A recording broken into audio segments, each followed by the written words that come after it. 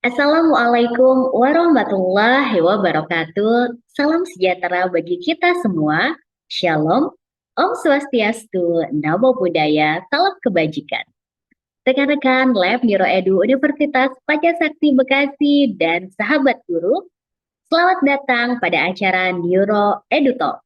Cara inspiratif yang selalu menghadirkan topik-topik menarik di setiap pekannya dan dikaitkan dengan implementasi neuroscience pendidikan.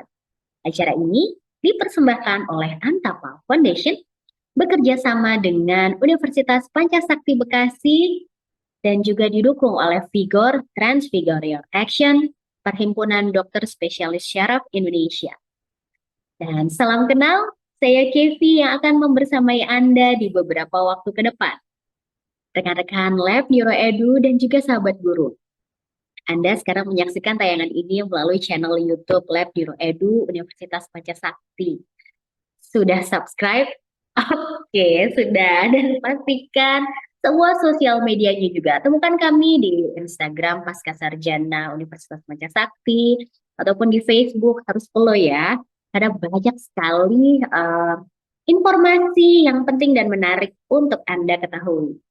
Ya, rekan-rekan, sahabat guru dan Lab Neuroedu menjelang akhir tahun, guru-guru sibuk melakukan asesmen kepada peserta didik. Dan ternyata tidak hanya guru saja loh, tetapi orang tua juga merencanakan aktivitas akhir tahun. Nah, jangan sampai memori ini berlalu begitu saja. Kita perlu hadirkan memori yang tentu saja menyenangkan dan menarik dan membawa pengetahuan untuk Ananda.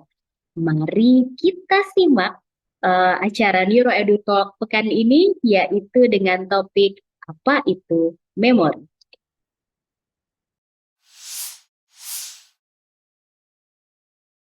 Rekan-rekan Lab Neuro Edu dan juga sahabat guru, pengetahuan dan memori menjadi dua hal yang sangat erat kaitannya. Bagaimana memori berproses dan juga berkembang di anak usia dini? Mari kita diskusi santai bersama Dr. Irma Yuliantina MPD selaku Kepala Laboratorium Neuroscience Pendidikan di Pancasakti University. Mari kita sapa Dr. Irma. Hai Bun. Hai, Mbak Kepi, apa kabar? Alhamdulillah baik dan semangat. Bunda Irma, bagaimanakah? Apakah kondisinya aman-aman ya cuaca dan juga Aman cuaca, perjalanan? aman ya, meskipun beberapa kali kita terguncang gempa ya. Ayo Iya, mudah-mudahan kita semua selalu sehat dan selamat ya. Dan itu amin. gempa itu juga berkaitan sama memori loh, Mbak Kevi. Oh Ternyata iya. ketika setelah dapat gempa, jadi mau ke bangunan yang tinggi lagi tuh takut-takut gitu ya. Nah, itu kan ada memori tidak baik di kita. Iya, untuk bertahan dan juga waspada gitu ya Bunda ya. Oh, karena kemarin dievakuasi saya Mbak Kevi. Oh, baiklah, itu ada pengalaman yang memang baru saja terjadi ya Bunda ya. Hmm, Oke, Bun, seperti tadi di awal saya sampaikan dan juga diskusi tadi ya Bun, pekan ini kita membahas tentang memori. Ada hal yang positif dan negatif yang eh, amat mudah kita ingat gitu ya. Nah, apa sih Bun sebenarnya memori itu? iya. Sebenarnya ya kejadian-kejadian yang kita alami, contoh kayak tadi saya kemarin perlu dievakuasi dari lantai 9 ketika gempa, itu adalah sebuah memori ya. Dan sesungguhnya Mm-mm, memori itu mm-mm. melewati beberapa tahapan yang semuanya berpusat tuh pada otak gitu kan. Nah, di Oke. sini diartikan juga bahwa proses mental yang meliputi pengkodean atau encoding, Hmm, penyimpanan, shaping, dan pemanggilan kembali. Nah, ini ya. Jadi mm-mm. itu bukan hal yang ternyata ya. Ketika kita bicara memori, itu terdengar rumit ya kalau pakai istilah-istilah gitu kan. Heeh, heeh, Tetapi menarik loh gitu kan. heeh. Apalagi bagaimana sih mensimulasi memori yang akan memperkuat kognisi pada anak usia dini gitu kan. Jangan sampai memori yang diperkuatnya memori yang jelek ya, tetapi tentu saja memori-memori yang positif. Nah, Oke, itu. ya, positif dan membawa pengetahuan yang bermakna. Hmm, betul. Setuju banget, Bu. Nah, apakah untuk membuat sebuah memori yang utuh ya, seperti terdiri dari kepingan-kepingan, lalu diproses oleh otak menjadi sebuah pengetahuan yang tadi bermakna. Apakah seperti itu, Bu? Iya, tentu saja. Karena kan ketika kita bicara tentang memori ya, maka kita mengenal ada dua jenis memori ya. Ada Mm, memori jangka pendek yang kita sebut dengan short term memory, dan juga ada mm, memori jangka panjang yang kita sebut long term memory. Nah, sistem mm. penyimpanan atau memori itu ya, jangka pendek ini tidak beroperasi sendiri nih, Mbak Kevi, Mm-mm. namun selalu berhubungan dengan pengetahuan yang tersimpan dalam sistem memori jangka panjang. Jadi sebenarnya kalau kadang-kadang kan orang, ah itu memori pendek. Sebenarnya antara memori jangka panjang dengan memori jangka pendek itu ternyata berhubungan ya, gitu, saling Mm-mm. terkait gitu. Nah, Mm-mm. sebaliknya nih, informasi dan pengetahuan yang tersimpan dalam sistem memori jangka panjang juga Mm. selalu berhubungan dengan informasi terbaru yang masuk ke sistem memori jangka pendek. Jadi itu tuh saling Oke, saling terhubung berkaitan. ya antara Oke. satu dengan yang lainnya. Dan Mm. tentu saja ini semua bisa mengubah dan memperkaya muatan memori jangka panjang. Bagaimana nih nanti proses memori itu terjadi pada anak. Jadi antara Mm, jangka mm, pendek dengan jangka panjang itu selalu berhubungan. Nah, pada anak usia dini sendiri itu mm, mengalami peningkatan dalam hal kecepatan dan efisiensi dalam mengelola informasi. Nah, pada anak usia dini ini seorang anak mulai mengalami proses pembentukan memori jangka panjang. Nah, mm, mm, mm. namun tentu saja kalau di anak-anak masih belum bisa membentuk memori yang detail dan baik ya, seperti pada orang dewasa. Jadi kalau di anak-anak mungkin ya memori jangka panjangnya belum begitu banyak ya yang terbangun. Mm. Tetapi bagaimana membangun memori itu melalui pengetahuan itu mungkin yang harus diperkuat ya sama guru-guru kita gitu. Oke. Nah, lalu Bun, apa sih yang membuat seseorang anak itu bisa mengingat beberapa kejadian yang dialaminya? Sementara nih biasanya ya kalau ibu-ibu seperti saya kadang menyampaikan baru dikasih tahu udah lupa lagi gitu.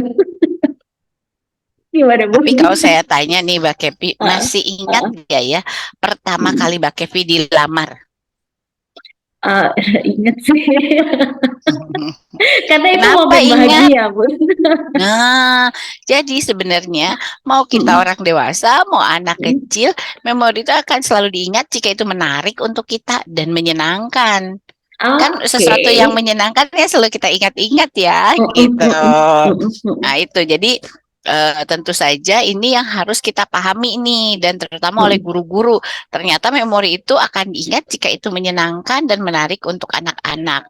Nah, maka Oke. metode pendidikannya juga tentu saja nih harus yang menarik untuk anak, Mm, menyenangkan gitu kan. Bagaimana guru-guru mendesain pembelajaran yang menarik minat anak, bagaimana melakukan penataan main yang membuat anak-anak menarik, lalu senang mereka untuk belajar di situ, mm, sehingga anak-anak bisa mendapatkan pengetahuan. Nah, dan di sini nih ada mm, yang ingin saya sampaikan bahwa mm, memori itu untuk selalu terus-menerus diingat oleh anak, tentu saja di sini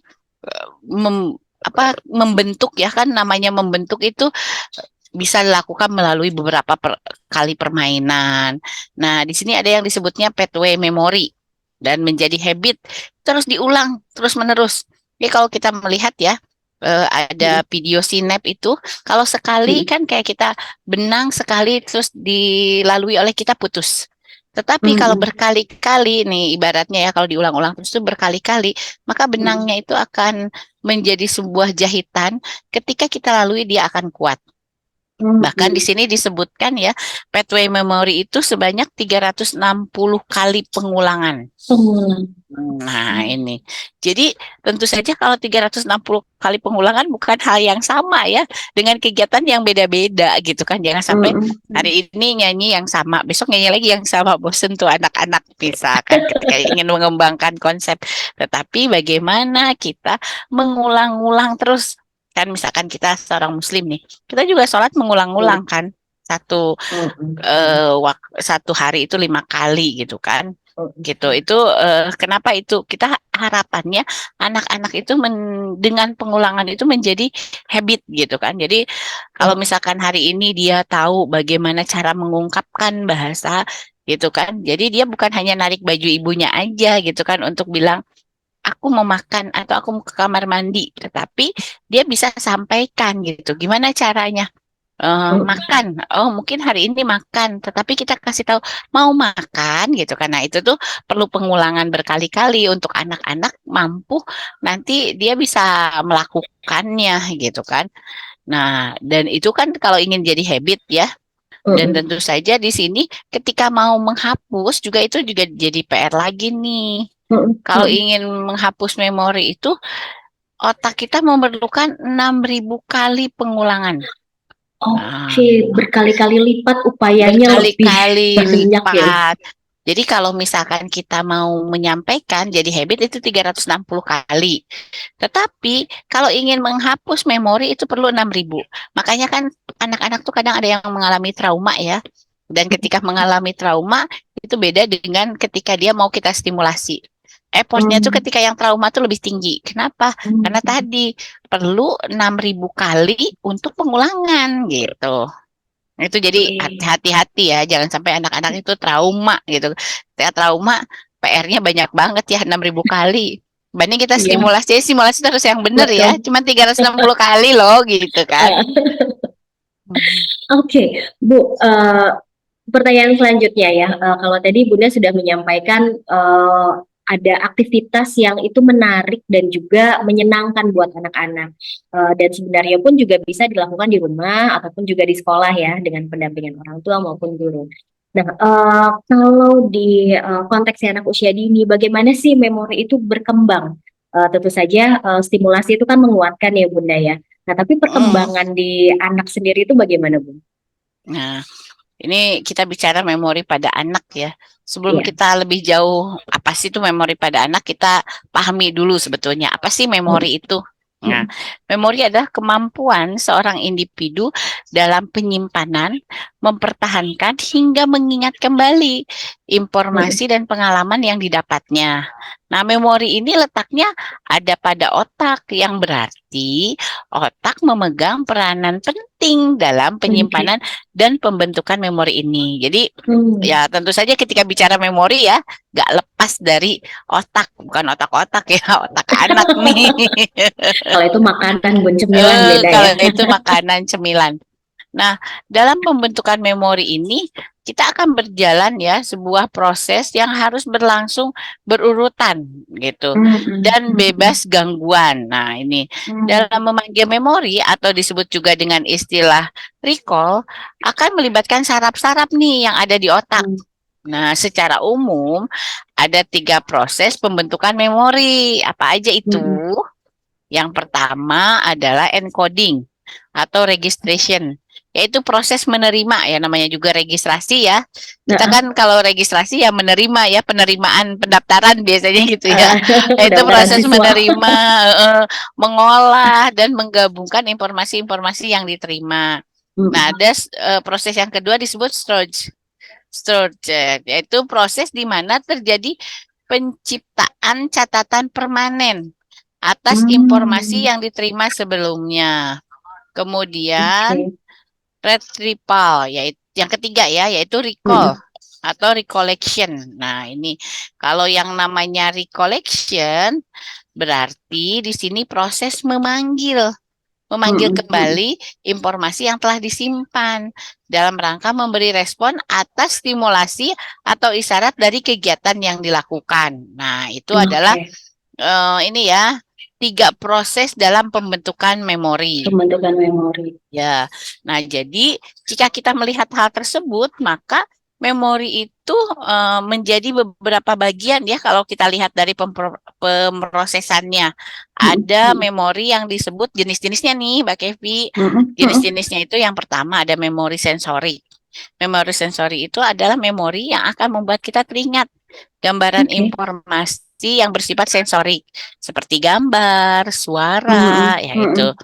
Nah, setelah informasi yang didapatkan sudah berlalu, misalnya ketika anak-anak melihat sebuah benda, nih, saat anak melihat sebuah benda, anak tersebut akan mengingat benda tersebut selama beberapa detik. Misalkan mm, dia melihat apa ya, bola, misalkan bola, dia tahu bola bulat gitu kan, dipegang bulat gitu kan. Atau misalkan suara kucing, dia tahu tuh ketika nggak ada kucing tapi bu gurunya menirukan suara kucing, dia tahu tuh itu, oh itu suara kucing gitu kan gitu. Kemudian ada juga memori jangka pendek. Nah, merupakan memori yang membuat kita bisa mengingat selama beberapa detik hingga 1 menit tanpa berlatih. Maka mm, di sini ya, ini kalau memori jangka pendek ya, maka jika kita berlatih dan mengulang ingatan, kita bisa mengingat hal-hal lebih banyak dan lebih lama. Nah, untuk oke. mempermudah memori jangka pendek ini, anak-anak biasanya diminta untuk mengulang-ulang informasi. Misalnya, kita biasanya ini apa kalau yang Muslim misalkan Mm, kita ada doa-doa yang kita biasakan didengar gitu kan. Nah, itu ya. Biasanya kan misalkan doa mau makan, kan itu setiap mau makan mm, diulang-ulang tuh. Itu ya. misalkan hal seperti itu. Nah, kemudian ada juga yang kita contohnya adalah memori jangka panjang. Mm, Nah, ini memori jangka panjang itu merupakan memori yang berisi informasi untuk keperluan jangka panjang. Untuk mm, bisa mm. mendapatkan memori ini, dibutuhkan proses retrieval dan mengingat kembali informasi yang dibutuhkan. Oke. Contoh dari memori jangka panjang adalah ketika anak mengingat-ingat nih, nama Mm. temennya siapa ya? Oh, Nama gurunya siapa ya? Gitu kan. Itu mm, kan mm, mm. mengingat-ingat. Kadang kita juga mengingat-ingat ya hal-hal seperti itu. Jadi itu mungkin yang kita pahami. Jadi ternyata ketika anak harus mengingat sesuatu tuh ada proses loh yang harus dijalani gitu Mbak Hmm, Kevi. hmm, hmm. Wah, ini rekan-rekan Lab Nyiro Edu dan sahabat guru jadi makin mantap ya, Bunda. Kita sekarang di akhir semester kan mereka sedang melakukan asesmen akhir semester ya, Bun ya. Semoga Hmm. dengan informasi ini juga lebih tepat nanti asesmen yang dilakukan. Karena siswa mengandalkan memori untuk menjadi pengetahuannya dia.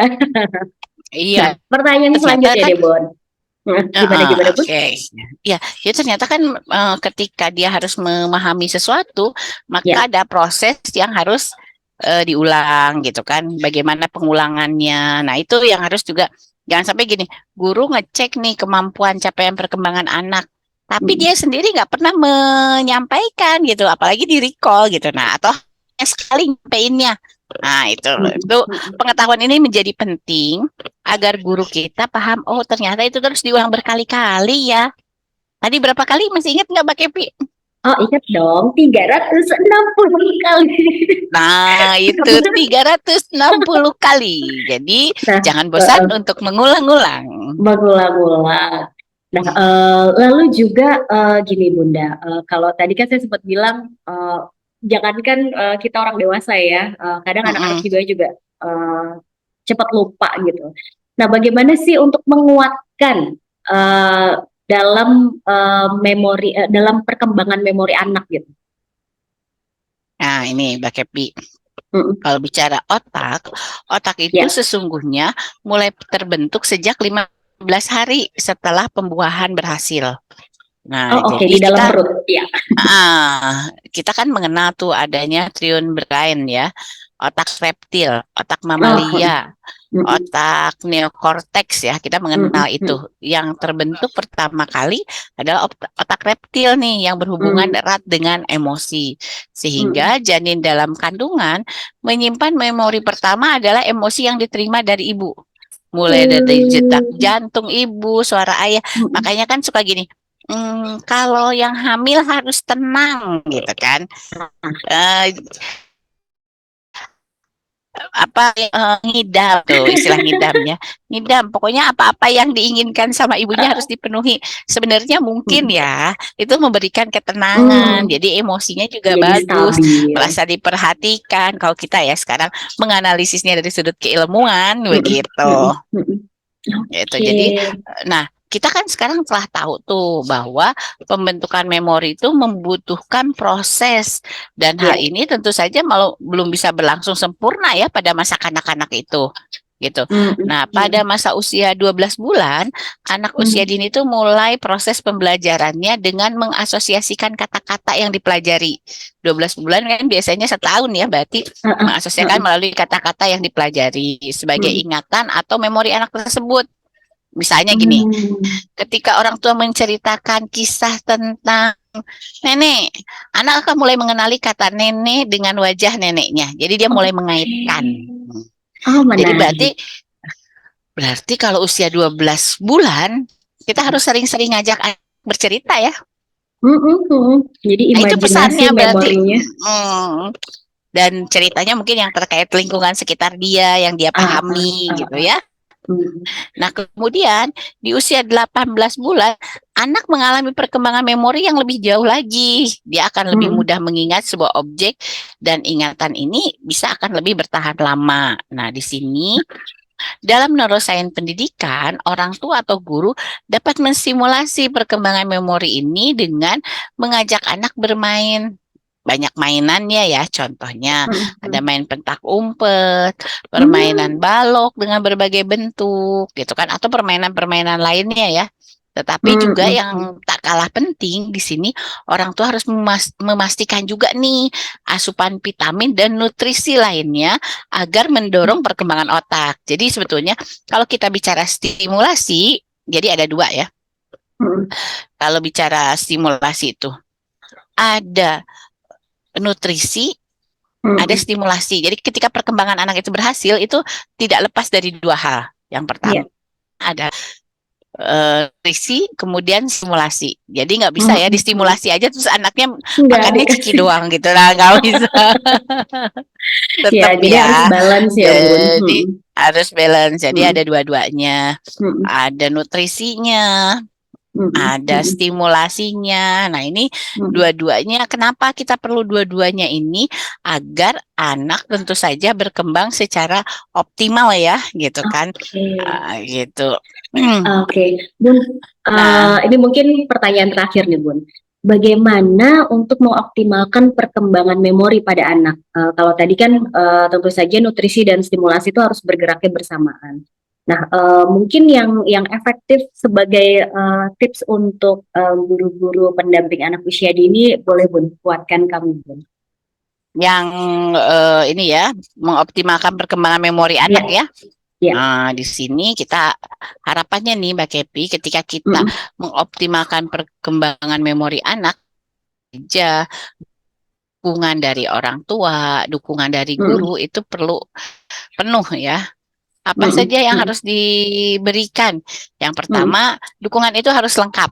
Mulai dari mm. bimbingan, dorongan, hingga dukungan dalam pemenuhan gizi yang dibutuhkan tadi itu ya. Dan yang Oke, terpenting bagaimana menstimulasi melalui gerbang sensori. Nah, ini seru juga oke. ya ada gerbang sensori ini di sini. Stimulus itu yang masuk melalui salah satu atau kombinasi ini di sini Mbak Kepi Mm-mm, melalui salah mm-mm. satu aksi dari panca indera. Jadi contohnya Oke. kayak gini. Secara visual kan kita melalui mata, Mm-mm, mm-mm, pendengaran, telinga, bau ya. Jadi ini dari panca mm-mm, indera nih. Jadi ketika misalkan sebenarnya ya orang tua atau guru misalkan anak lagi makan aja nih.